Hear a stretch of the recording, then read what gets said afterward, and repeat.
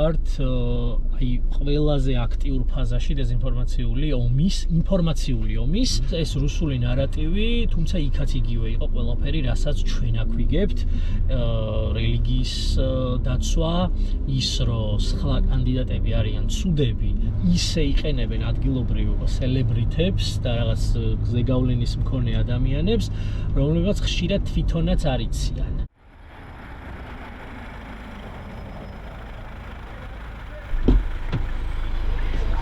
გამარჯობა გიორგი. გამარჯობა გიქრა. მადლობა, კარგად, თავად როგორ ხარ? ნორმალურად, შესაბამისად სიტუაციისა. როგორც უნდა ვიყოთ. გიორგი, მადლობა სტუმრობისთვის. სასაუბრო თემები ბევრია, დასაწყისში მინდა გითხრა, რომ წყალი და კოკო ნებისმიერ მომენტში შეგიძლია მიირთვა.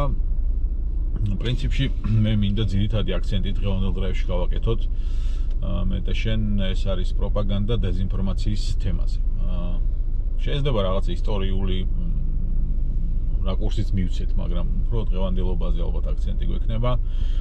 ბევრი გამოწვევა აღდგეს ქვეყანას, ერთ-ერთი უმთავრესი, რომელზეც ალბათ ყველგან ვხვდებით, რომელიც არის და ადამიანები სამკვირაზე მეტია უკვე რუსთაველის გამზირზე ამ ყველაფერს აპროტესტებენ, თუმცა სხვა გამოწვევებიც არის ამ პროცესში. ეს არის დეზინფორმაცია თმან შორის და პროპაგანდაც. შენ საიდან დაიწყებდი ეს თქვით მსჯელობას ამ კუთხით, რა არის ყველაზე პრობლემა? მე დავიწყებდი იქიდან, რომ რეალურად ეს ანუ არ არის განყენებული თემა და არ არის ამ ყველაფრისგან შორს პირიქით ზუსტად ის რომ სამი კვირა რასაც ადამიანები ვაპროტესტებთ, რასაც ვითხოვთ, იმ ყველაფრის ერთ-ერთი შემადგენელი ნაწილიც არის დეზინფორმაციული კამპანია, დეზინფორმაციული აქტივობები. მე არ მომწონს სიტყვა კამპანია, იმიტომ რომ როგორც წესი რაღაცა ჩვენთვის ასოცირდება მოკლევადიან რაღაც ისეთ იმასთან. კამპანია დაიწყო დასრულდა.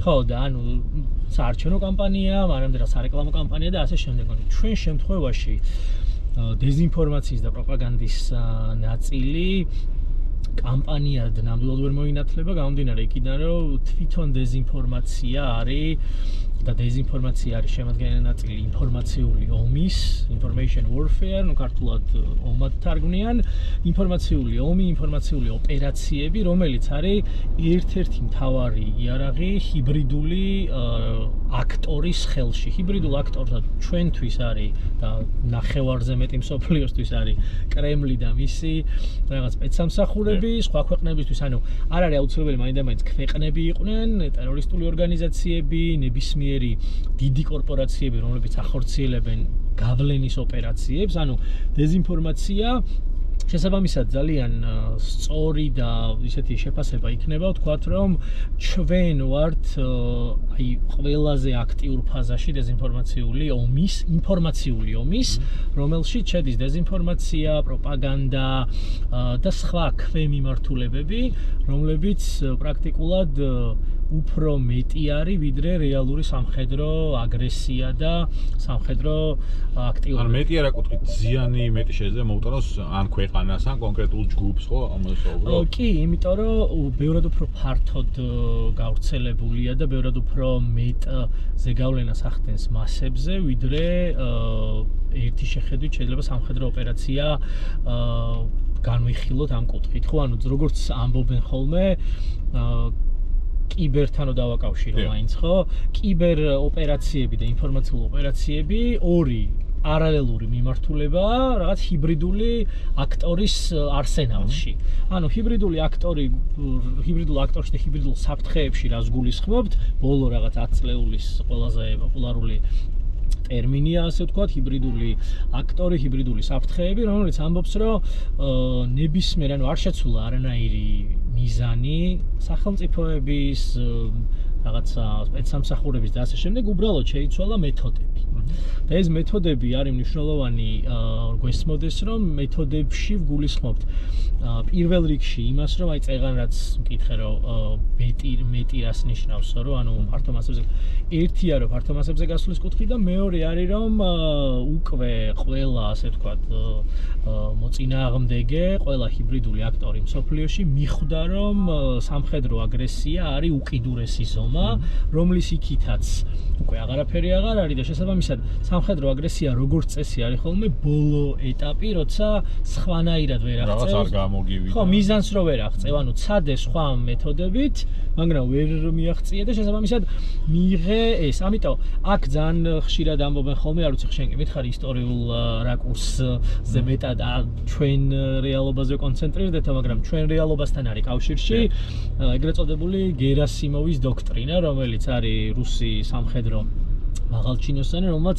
სინამდვილეში დოქტრინა საერთოდ არ არის, ეს დეзинფორმაციის იმაჩელება ჩავთვალოთ. ანუ ჩვენ ვიცნობთ როგორც გერასიმოვის დოქტრინას, თუმცა სინამდვილეში იმ კაც არ ქონდა ეს მიზანი, რომ დოქტრინა და რაღაც ესეთი ჩამოყალიბებული დოკუმენტი ჩამოეყალიბებინა და დაედო, მაგრამ მისი ხედვები, ასე ვთქვა, და ანუ რას გულისხმობს, რომ ყველაფერი უნდა გავაკეთოთ და ამ შემთხვევაში რუსეთზეა და კრემლზეა საუბარი, ჩვენი მიზნის მისაღწევად უნდა გავაკეთოთ ყველაფერი და ამ ყველაფერში განსაკუთრებით მაღალი დაახლოებით შეფარდება რაღაც 80% უნდა იყოს არასამხედრო მოქმედებები და მხოლოდ 20% როდესაც საჭიროება არის და სხვა გამოსავალი არ არის, მხოლოდ მაშინ სამხედრო.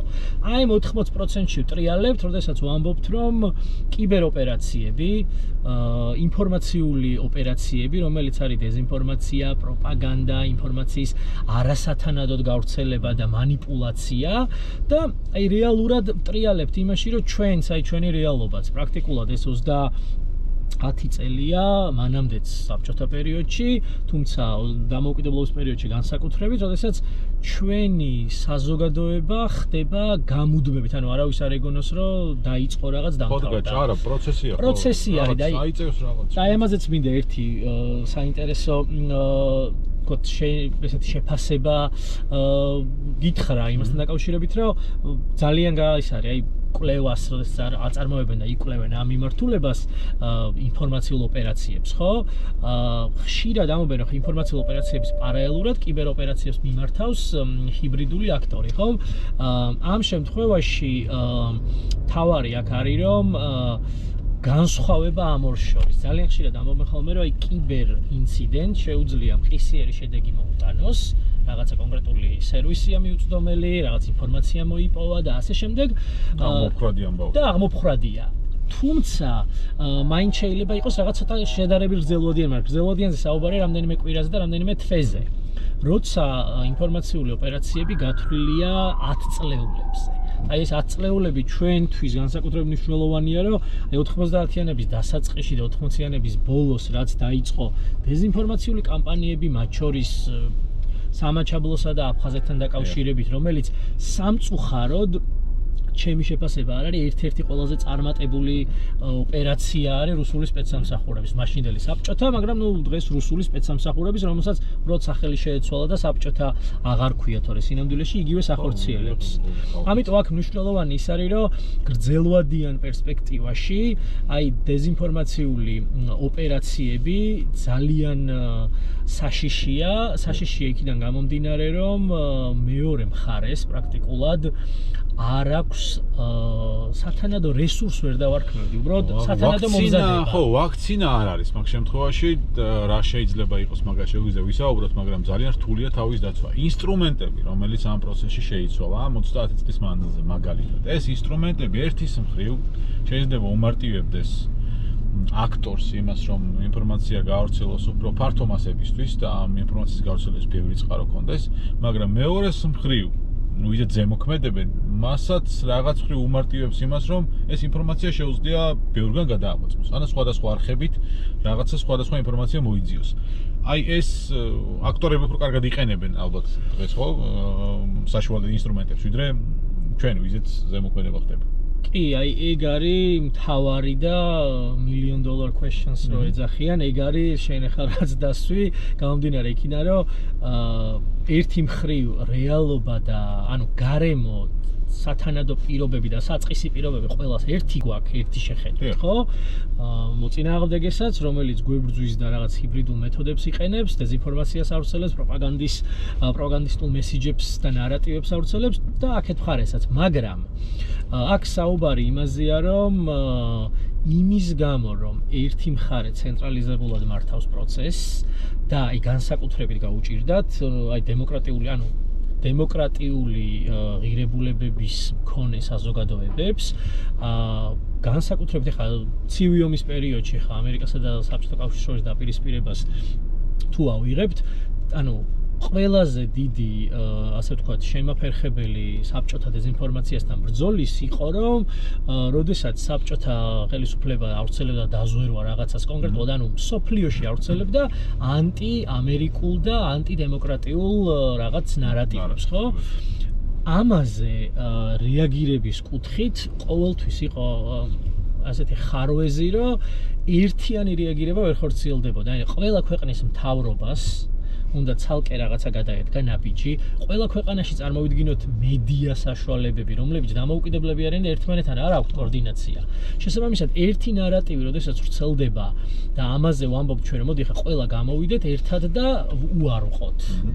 ფიზიკურად შეუძლებელია იმის გამო, რომ აი პარადოქსია, მაგრამ დეზინფორმაციულ კამპანიებს გაცილებით უკეთ უკრავდება ავტორიტარული და ზოგადად დიქტატორული რეჟიმები. იმის გამო, რომ თვითონ ეს პროპაგანდისტული მანქანაც ცენტრალიზებულია და აი ორი ავტორიტარული რეჟიმი ერთმანეთის მიმართ ბევრად უფრო რეზისტენტულია, ვიდრე როდესაც ერთ მხარეს ავტორიტარული რეჟიმია და მეორე მხარეს დემოკრატიული სამოქალაქო საზოგადოება, რომელიც თავის ჩანასახშივე ამბობს და ნუ თავის ჩანასახშივე გულისხმობს იმას, რომ არ არსებობს ცენტრალიზებული ხა რომელიღაც მედიამ გაავრცელა რაღაცა პროპაგანდისტულმა ჩვენთანაც საქართველოშიც თქვათ და დანარჩენი მედია საშუალებები ერთმანეთს უბრალოდ არ ეკითხებიან. შეიძლება დღეს გაავრცელოს ერთმა საშუალებამ, მეორე რაღაც მედია საშუალებამ ხვალ, ზეგ და ასე შემდეგ. ამიტომ ეფექტურად ბრძოლის ნაწილში არის ყველაზე დიდი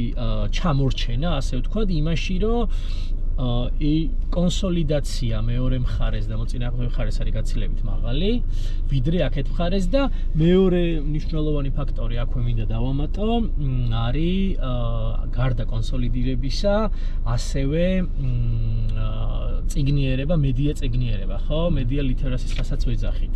ანუ გადამოწმება, ფაქტების გადამოწმება და ის, რომ ვიცით რომ მეთოდები იგივეა, ვიცით რომ TikTok-ში ვრცელდება, ვიცით რომ Facebook-ზე ვრცელდება, ვიცით რომ რაღაც ნებისმიერი მედია საშუალება შეიძლება გამოყენებული იქნას როგორც საშუალება რომ გაავრცელო რაიმე პროპაგანდისტული და დეზინფორმაციული ხასიათის შემცველი მონაცემი, თუმცა მეორეა ის რომ ვიცოდეთ როგორ გადამოწმების საშუალებები არის ძალიან, ასე ვთქვათ, როგორ გითხრათ, ერთი მხრივ ცოტა და მეორე მხრივ იმდენად ცოტა არა, რამდენადაც არ იცის მოსახლეობამ, რომ როგორ გადაამოწმოს.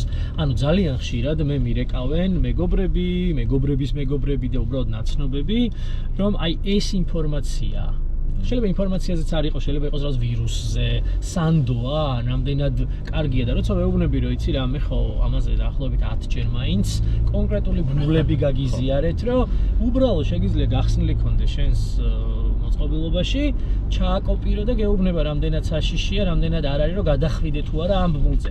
მაინც მიუხედავად ამ ყველაფრისა, გვირჩევნია რომ დავურეკოთ და ვინმეს ვკითხოთ იმის გამო რომ ჩვენი თანდაყოლილი არ არის ეს ყველაფერი და ინფორმაციის გადამოწმება მაინც უნდა ვაღიაროთ რომ არის ახალი ჩვენთვის.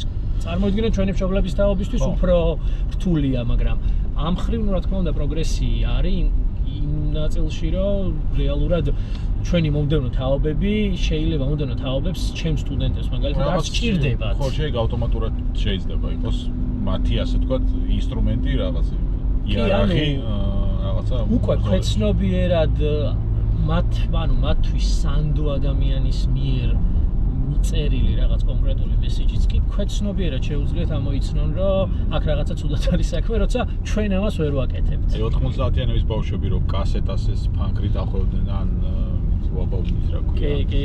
ეგრეთ წოდებული ჭრილის ლაქით. ნუ მათთვის ეს იყო ჩვენთვის რაღაც ბუნებრივი და ნამთავობით შეიძლება ბუნებრივი იყოს ის რომ ამ ინფორმაციას მარტივად გადაამოწმო და ყველაფერში ასე ვთქვათ ეძიონ რაღაცა ისეთი რისკები. ეჭვი შეიტანონ მოკლედ.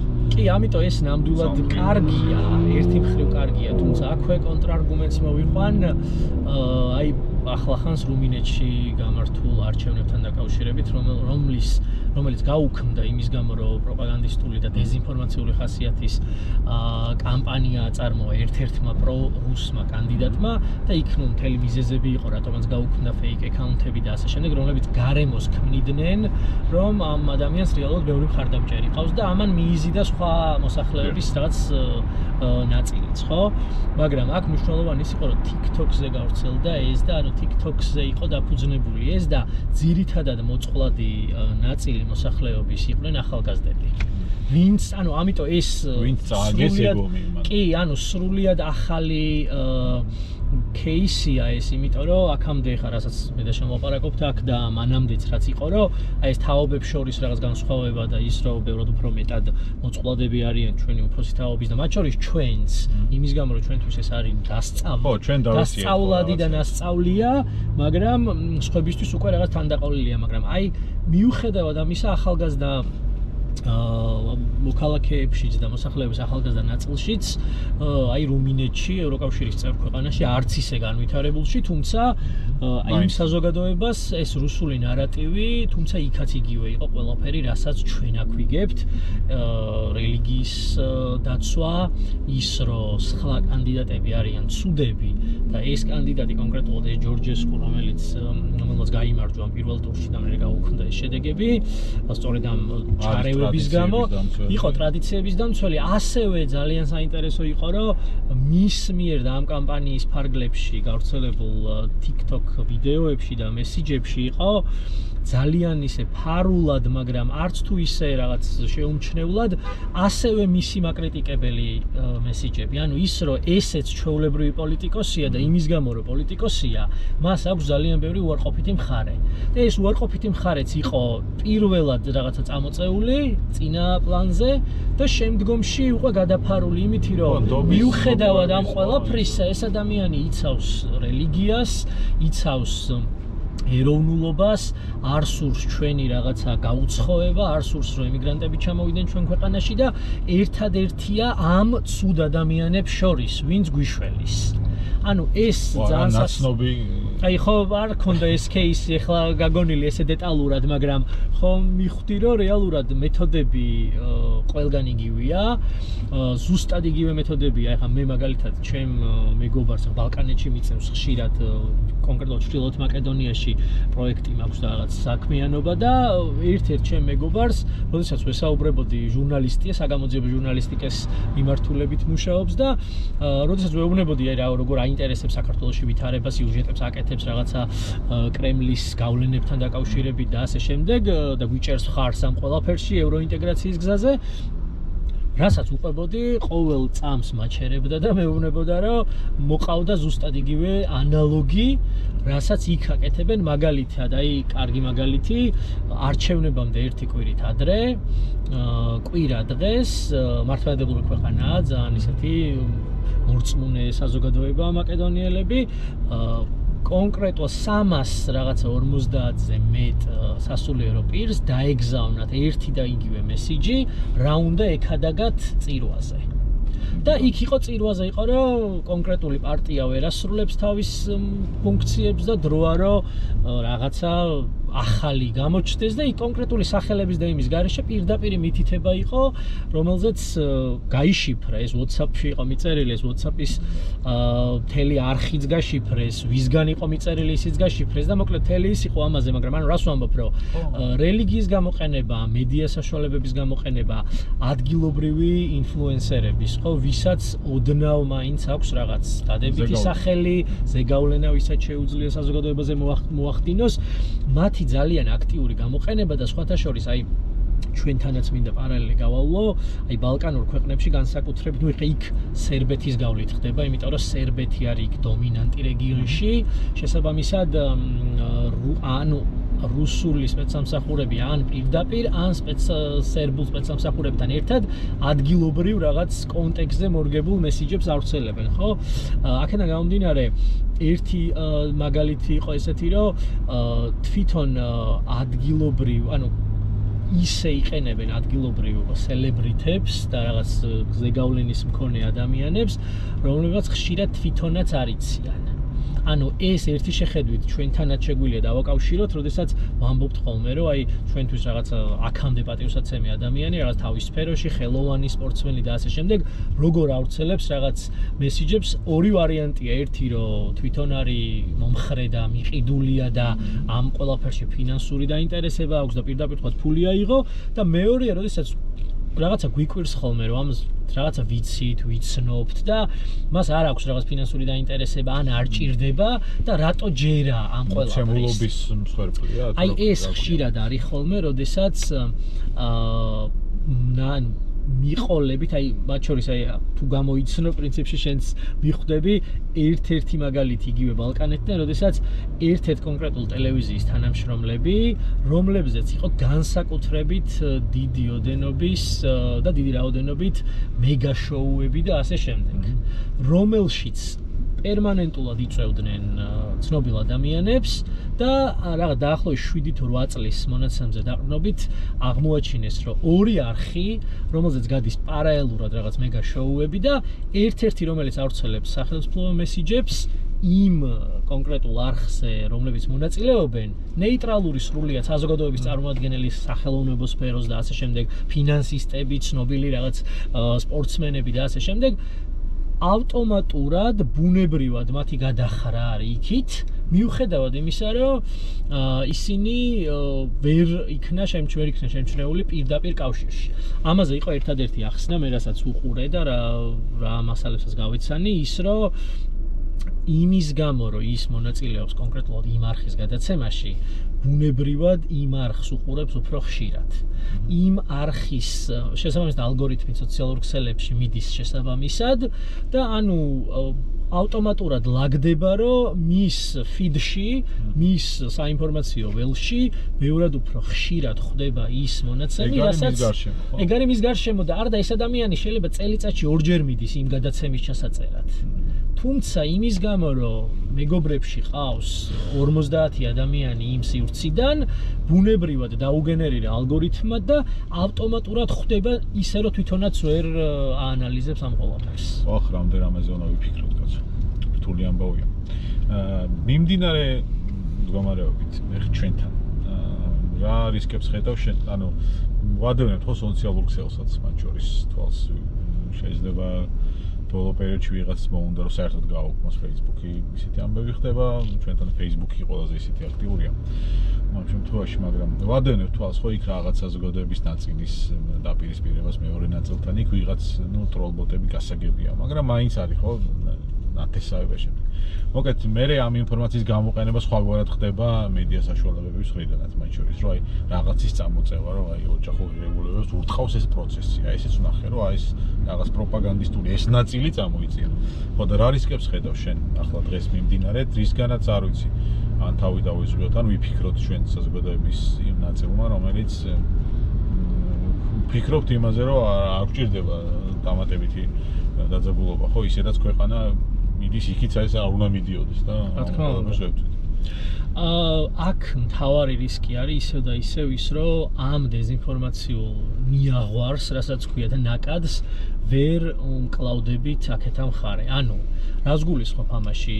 ახსენე რომ საზოგადოება რაღაც ორი ნაწილია, ხო? რეალურად ორი ნაწილი მაინც არ არის, იმიტომ რომ საზოგადოების ერთი ნაწილი არის, რომელსაც კაფიოდ აქვს ჩამოყალიბებული რა უნდა და ღირებულებები და ასე შემდეგ და მეორე მხარეს არის რაღაც რეპრესიული აპარატი და მათთან დაახლოებული ან მათ ზეგავლენას დაქვემდებარებული ადამიანები. ამიტომ მე ესე თანაბრად ვერ დავაყენებდი. ხო და ის ერთი ნაწილიც რომელიც არის ბევრ ნაწილად შეგვიძლია გავყუროთ, კარგია, ხო? იმიტომ რომ ბევრი ისე მრავალფეროვნება კარგია. საერთოდ რაღაცა ისეთია. უბრალოდ აქ მივდივართ იმაზე, რომ ჩვენ ამ პროტესტით და ზოგადად იმით, რომ არ გვინდა რუსეთი, არ გვინდა რუსული ოკუპაცია და ევროინტეგრაცია მნიშვნელოვანია და ზოგადად მოძალადე რეჟიმის წინააღმდეგ გამოდის ამდენი მოსახლეობა, ერთი არის ეს, თუმცა ამ მესიჯის აი ძალიან ხშირად ამბობენ ხოლმე, რომ აი კონკრეტულ ადამიანებზე ეს ადამიანი გამოფხიზლდა, გამოერკვა და გადმოვიდა ჩვენ მხარესზე, ვიცით და ნახეთ კიდეც ახლა საზოგადოებისთვის ცნობილი ადამიანები, სახეები და ასე შემდეგ. მაგრამ აქ ძალიან მნიშვნელოვანია ის, რომ რატო გამოფხიზლდა, არავინ ამას დიდად არ უყურებს ხოლმე. ერთადერთი მე რაცაც აი ვაკვირდები, არ ვიცი თუ თუ ვცდები და სხვა რაღაც გამისწორე, მაშინ ერთადერთი რასაც ვუყურებ არის რომ სისასტიკემ აღაშფოთა, ძალადობამ აღაშფოთა და უბრალოდ ეს ძალადობა რო არ ყოფილიყო, მანამდე არსებული ეს დეზინფორმაციული კამპანია მუშაობდა, ანუ მე რას უსვავ ხას, ეხლა მორალს კი არ უკითხავ ვინმეს, უბრალოდ რას ვამბობ, რომ დეზინფორმაციული კამპანია და ეს საინფორმაციო ომი ჩვენ არ გვაქვს მოგებული.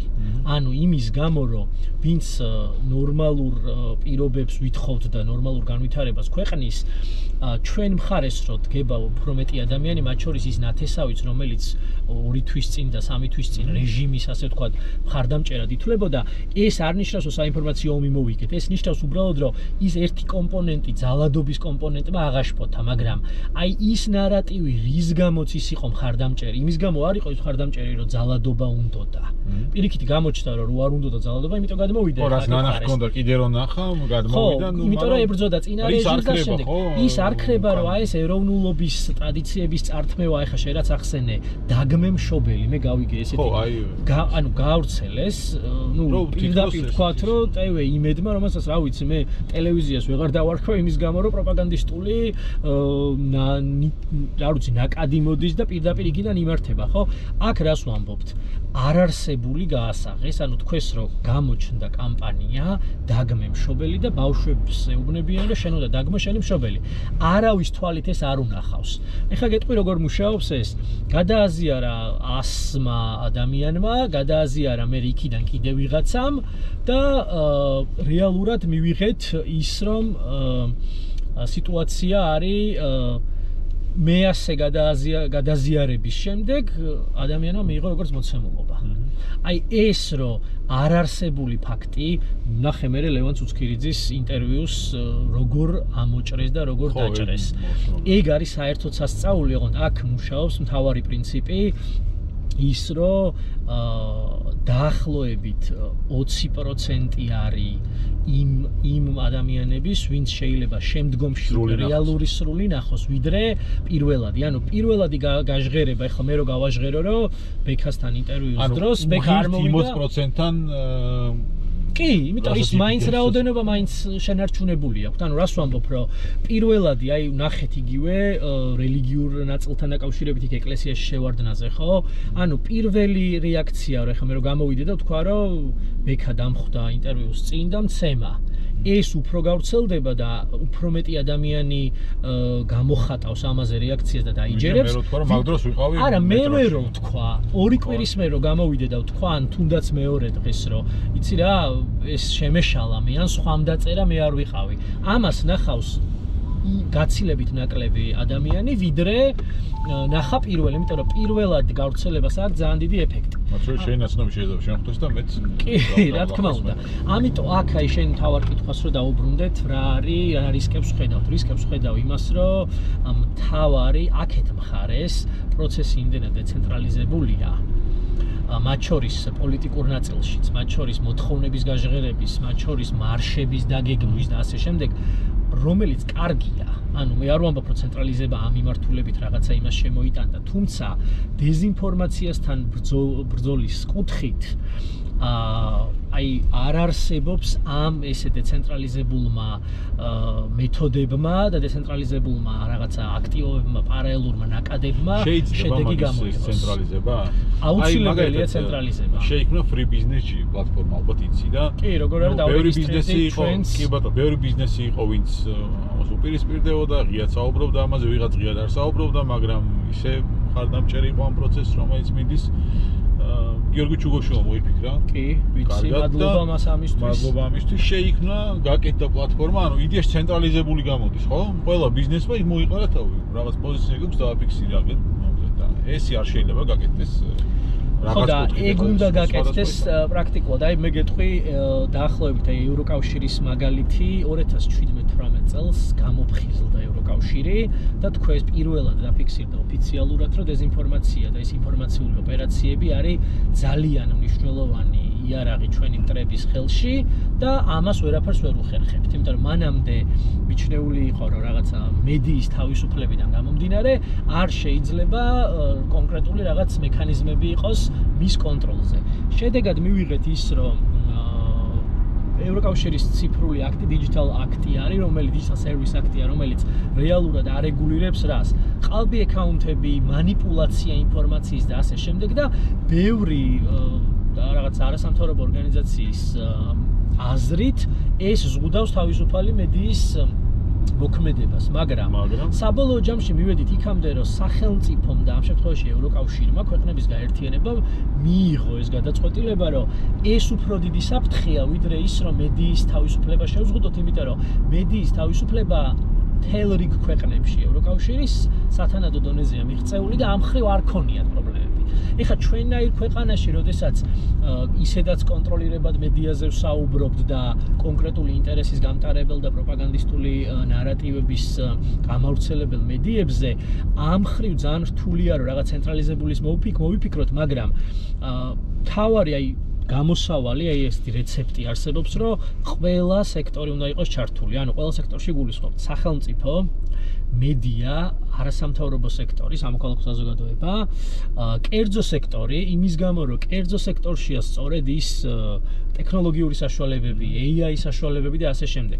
აკადემია, რომელშიც კვლევითი საქმიანობა უნდა იყოს განვითარებული, როგორ ვებრძოლოთ დეзинფორმაციას. ანუ ეს არ არის ჩვენ ეხა მე და შენ რომ ვჯელობთ ნამდვილად კარგია, მაგრამ არ შეიძლება რომ ჩვენ ორმა ადამიანმა მოვიფიქროთ სახელმწიფოს, ანუ იმიტომ რომ ვებრძვით ჩვენ რეალურად ამხელა მონსტრს, ანუ რომელიც სუსტდება, რუსეთზე ვსაუბარი, სუსტდება რა თქმა უნდა, მაგრამ ჩვენამდე რომ ჩვენ შესაძლებლობებს გავთვალავდეს ამ მიმართულებით, აი ნამდვილად სწორად ურტყავს, ასე ვთქვათ, იმ წერტილებში კონკრეტულ საზოგადოებებს, თუმცა მე მაინც მგონია, რომ განსხვავებით ბელარუსისგან, განსხვავებით უკრაინული საზოგადოებისგან, საქართველოს მიმართ მინიმუმ არასათანადო შეფასება აქვთ მათ გაკეთებული, მიუხედავად იმისა, რომ ჯერაც კი გჯობიან დეзинფორმაციულ ნაწილში, მაგრამ აი მაინც საბოლოო ჯამში საზოგადოების აღქმა ვერ იქნა სწორად მათ მხარეს გაგებული და მე რა ინფორმაციასაც ვეცნობი ხოლმე, ვუყურებ, რომ 60-70-იან წლების მონაცემებზე დაყრდნობით აკეთებენ ქართულ რაღაც ღირებულებებზე. რა ხალხი ვარ, ქართველები მაინც ვერ გაიგეს. ხო, აი ეგეც სხვათა შორის არის და რისკებს რომ დავუბრუნდეთ, ყველაზე მთავარი არის, რომ ამ ყველაფერში არ გამოგვეპაროს მე ხშირად შემხედრია მათ შორის პროტესტის მონაწილეების მხარესაც და თავისუფალი და ევროპული საქართველოს მომხრეების მხარესაც ეჭვის შეტანის კონკრეტული შემთხვევები, რომ მართლა ესეა? ანუ ერთი მხრივ დაფიქრება და დაკვირვება, რა თქმა უნდა, მთავარი ამოსავალი წერტილია, მაგრამ მეორე მხრივ აქ არ უნდა გადაიზარდოს. მე მომისმენია, ბოდიში, აი მეორე ფრონტის ნაწილში, აი მართლა ხო არ გთხოვდნენ და ის ხო არ იყო პირობა, ანუ манипуляცია ხო არ ხდებოდა, ამიტომ იმ სტატუსით კი, იმიტომ რომ აი აქ რა მნიშვნელოვანი მესიჯიც გაავრცელა ქართულმა ოცნებამ იყო ის, რომ რეალურად სრულ ეხა გადავიდნენ ამ ეტაპზე უკვე სრული სისრულის გავრცელებაზე და აი 100%-ით ტყუილი, რომელსაც რამდენიმე საათი ჭირდება, რომ გამხილოს ევროკავშირის რამდენიმე ქვეყანა, ხო? ამიტომ აქ მნიშვნელოვანი ის არის, რომ აქამდე მიმართავდნენ სწორედ ისეთ მესიჯებს, რომლის გადამოწმებაც რთული იყო იმის გამო, რომ წყარო არ არსებობს, მაგრამ მეორე მხრივ დამაჯერებლობის რაღაც ხარისხიც ჰქონდა. აი, მაგალითად, შეხვდა ამერიკის ელჩი ჩვენს მთავრობას და პირდაპირ მოთხოვა ომში ჩართვა. ხა ამას ვერ გადაამოწმებ, იმიტომ რომ ამერიკის ელჩი შენ არ შეგხვდება, პირად საუბრებს ესე, სანამ ბოლო მომენტამდე არ მიიყვანეს, არავის არ დაუწყია გასაჯაროება და ბოლოს ეხა ქარდებით დაიწყო საუბარი საელჩომ. ამიტომ ამ მიმართულებით არის ძალიან რთულად საქმე ის, რომ მათ შორის ჩვენც არ მოვექცეთ ჩვენი პროტესტისთვის დამაზიანებელი პროპაგანდის და დეзинფორმაციის გავლენის ქვეშ, ანუ არ მე ხშირად ახლა არ დარწმუნებულია შენც მოგისმენია რომ პროტესტისკენ მიმავალი რუსთაველისკენ მივდივართ აუცილებლად ვიღაც მოიწერება რომ ვნახე რამდენიმე ასეული რაღაცა სამარშრუტო ტაქსით გადაყავთ რობოკოპები და ხალხო ფრთხილად იყავით. ანუ აქ ერთი შეხედვით რასთან გვაქვს საქმე. ყველამ ვიცით რომ რობოკოპი გადაყავთ. ყველამ ვიცით რომ იქნებიან მობილიზებული და დიდი ალბათობით იქნება ძალიან სასტიკი დარბევაც, ხო? მაგრამ აი ხა ეს რას აძლევთ ამის გამავრცელებლებს. ფსიქოლოგიურად მაინც ილექება ჩვენ ბუნებაში, რომ ჩვენ არაფერს არ გვაძლევს იდეაში ვინც პროტესტში მონაწილეობთ, იმიტომ რომ გადაყავთ და ანუ ხელს ვერ შეუშლი ვერც გადაყვანას და ვერც სადაც არიან განლაგებულები ვერ მონაწილეობს.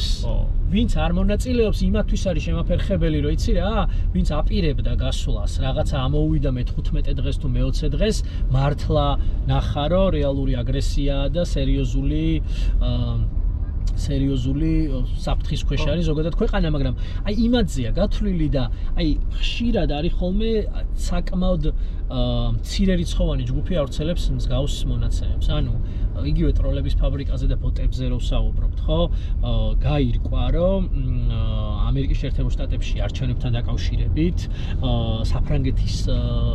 საფრანგეთში არჩევნებთან იგივე კამპანიასთან დაკავშირებით, იგივე რუსული კვალი იყო, ბრექსიტთან დაკავშირებით რუსული კვალი იყო და იყო ორგანიზაცია, რომელიც გამოავლინეს, არის ინტერნეტის კვლევის სააგენტო, სანქტ-პეტერბურგში ბაზირებული ორგანიზაცია, რომლის უკანაც კი პრიგოჟინი და ბევრი ისეთ ხალხი იდგა და იმდენად მწირე რესურსი იყო, ანუ რუსეთის მასშტაბითაც კი, იმიტომ რომ რეალურად პრო რაღაცა ესეთი სამთავრობო და ყველა ესეთი პროპაგანდისტული მესიჯი გენერირდება რამდენიმე ასეული ადამიანის მიერ. და უბრალოდ ეს ცენტრალიზება აძლევთ მათ იმის საშუალებას, რომ გაავრცელონ და ეფექტიანად. სხვათა შორის TikTok-ი რო ვახსენე და რუმინეთის არჩევნები, მთავარი ასე ვთქვათ, ბრალდება, რაც ახლა გამოიკვეთა კონკრეტულად TikTok-ის მიმართ, არის ის, რომ TikTok-ის ალგორითმმა ხელი შეუწყო ყალბი ანგარიშებით გავრცელებული კონკრეტული მესიჯების კიდევ უფრო გავრცელებას რა და უფრო გაძლიერებას, რაც პირდაპირ წერია კანონმდებლობაში ევროკავშირის, მათ შორის სხვადასხვა ქვეყნის კანონმდებლობაშიც და TikTok-ის წესებშიც და ასე ვთქვათ, რეგულაციებშიც. TikTok-ს ეგ არ აქვს გადაზღვეული როგორც. ხო და აღმოჩნდა, რომ გადაზღვეული არ აქვს ანგარიშები, რომლებიც შექმნილია არჩევნებამდე 2 დღით ადრე და რომლის დამადასტურებელი დოკუმენტაციაც არ არის წარმოდგენილი და უბრალოდ ანგარიშებად კვალიფიცირდება, მათ მიერ ხდება გავრცელება ამ ყველაფერს. ხო, ამიტომ ჩვენ შემთხვევაშიც ვიცით, რომ აქ რამდენიმე ასეულ ადამიანზეა სულ საუბარი, ვინც ამ ყველაფერს ავრცელებს, უბრალოდ იქმნება ფონი, რომ რამდენიმე ასეული კი არ არის, არის ათეულობით 1000. ამას უწყობს ხელს დრონი სტრატოსფეროდან რო გვიღებს, ამას უწყობს ხელს აი ეს ნარატივები, რომ მათ შორის ჩვენ შორისაც გაჩნდება, რომ იცი რა, შეიძლება მართლა ცოტანი ვიყავით დღეს. ისეთ ბევრიც არ ვიყავით და ასე შემდეგ. ეს ჩვეულებრივი მოვლენაა. დღეს ვართ 80,000, ხვალ ვიქნებით 50, ზეგ ვიქნებით 150. 500 კაცის რო იყოს ყოველ დღე 3 კვირის განმავლობაში, ანუ რა მნიშვნელობა აქვს, ანუ რა თქმა უნდა 500 კაცსაც იმ 500 ადამიანისთვისაც არის ის მთავრობა, ის 500 ადამიანების საზოგადოება, ერთი ადამიანიც არის მათ შორის საზოგადოება და რა ვიცი, ხა იქ რამდენი ვართ და თავების თქვა და ნუ მათემატიკის პრობლემები არის, ხომ პრობლემები, რომელიც სხვათა შორის კარგი რაღაც ახსენე, აი მათემატიკური და რიცხობრივი манипуляციები ერთ-ერთი მთავარი დასაყრდენია ხოლმე დეზინფორმაციული აქტივობების. ანუ რაოდენობები ხო ვიცით, რომ 500 კაცით გახართ, სინამდვილეში 1200 პროფესიის 48 წარმომადგენელი თუ პირიქით, ანუ რაშია აქ საქმე? 1 0-ის მოკლება რეალურად შეიძლება ვიზუალური აღქმისთვის არაფერი არ იყოს, მაგრამ მათემატიკაში ძალიან ბევრს ნიშნავს. შესაბამისად, ის რომ ვრცელდება მსგავსი манипуляციები, თუნდაც რიცხობრივი манипуляციები ძალიან მოქმედებს, იმიტომ რომ მასშტაბს აპატარავებს. ხო, აი მაინც აზრია 1500 კაცი აზრი არ აქვს. ხო, 1500 კაცი. 500 მე-1 მე ვიქნებით. ხო, აი ეგ არის ხოლმე მნიშვნელოვანი და აი აქ ხშირად მიმართავენ კონტექსტიდან ამოგლეჯილ ფრაზებთან ერთად ხოლმე ამას და ასევე ხა ამისთვის არის მოგონილი ეს ბოტების და ასე ვთქვათ დაქირავებული დამლაიქებლების ხაზი ხო ამისთვის არის მოფიქრებული, რომ ანახონ სხვებს და გამოჩნდეს, რომ მომხრეები უფრო მეტია ვიდრე მოწინააღმდეგეები რეჟიმის. ეს არის ყველაზე მნიშვნელოვანი. წამშლელების კადრი ცალკეა დაქირავებული, ვინც კომენტარებში ხდის და ასე შემდეგ, ბევრი კადრი ჭირდებათ მოკლედ. კადრები ბევრი ჭირდებათ, მაგრამ რაღაცნაირად რომ შევაჯამოთ, მე მგონია რომ ყველაზე საინტერესო აქ არის რომ მათი მეთოდები არ იცვლება. ანუ არის ცენტრალიზებული, ვიცით რა უნდა გააკეთონ და ვიცით, ასე ვთქვათ, როდის რა მესიჯს ველოდებით, იმიტომ რომ წინასწარ შეგვიძლია ვთქვათ უკვე მოვლენებზე როგორი რეაგირება აქვთ ხოლმე. მაგრამ აქეთ ხარეს რა გვაკლია, ნელ-ნელა იკრებს ძალას, დეცენტრალიზებული პროცესი რამდენიმე ცენტრის შექმნით. იმიტომ რომ ვერ შეიქმნება დეзинფორმაციული კამპანიის რაღაცა ერთიანი ცენტრი. უბრალოდ რამდენიმე ცენტრი, ერთი რომელიც მეტასთან არის კომუნიკაციაში, Facebook-თან დაკავშირებული დეзинფორმაციის წაშლასთან, მეორე რომელიც X-თან არის, ხო, რომ იქ Twitter-თან დაკავშირებით მქონდეს კონკრეტული გამოაშკარავება დეзинფორმაციული. მესამე შეგვიძლია გავაკეთოთ მაგალითად, მესამე დეცენტრალიზებული, ასე ვთქვათ, პატარა ცენტრი, რომელიც სხვა მიმართულებით იმუშავებს, კონკრეტულ ენაზე იმუშავებს, რომ ეს მესიჯები სწორად გავრცელდეს თუნდაც დასავლური მედიისთვის. ამიტომ ამ პროცესში არ არის აუცილებლად ცენტრალიზება ამისი წმინდა კლასიკური გაგებით, დეცენტრალიზებული პროცესიდან გადავიდეთ უფრო მოწესრიგებულ და ორგანიზებულ აქტივობებზე, რომელიც საბოლოო ჯამში შეზღუდავს და გამოაშკარავებს იმ დეзинფორმაციულ კამპანიებს, რომელიც ჩვენ ქვეყანას ესე ებრძვის. მადლობა გიორგი, საინტერესო საუბრისთვის. წარმატებას გისურვებ. ძალიან დიდი მადლობა ასევე შენს ეს თემა რო გავშალეთ, ამ თემაზე რო ვისაუბრეთ და წარმატებები შენს და წარმატებები ჩვენ ყველას. წარმატებები ჩვენ ყველას, რა ვიცი. ბედნიერი ახალი წელი რამდენად შესაძლებელია, საზოგადოების ნაწილი ალბათ შეხვდება რუსთაველზე, ნაწილი ალბათ სახლში და მერე ვნახოთ და ისევ რუსთაველზე და შემდეგ და რა ვიცი, მთავარია რომ ეს პროცესები რაღაცნაირად იმ ტიპის სტაბილურობა შეიძინოს ყოველ შემთხვევაში, როგორც სურს საზოგადოების დიდ ნაწილს, რაც წერია საქართველოს კონსტიტუციაში. აუცილებლად მივიღებთ, მინდა გითხრა, მე ამაში დარწმუნებული ვარ. სხვა გზა არ არის. დიდი მადლობა.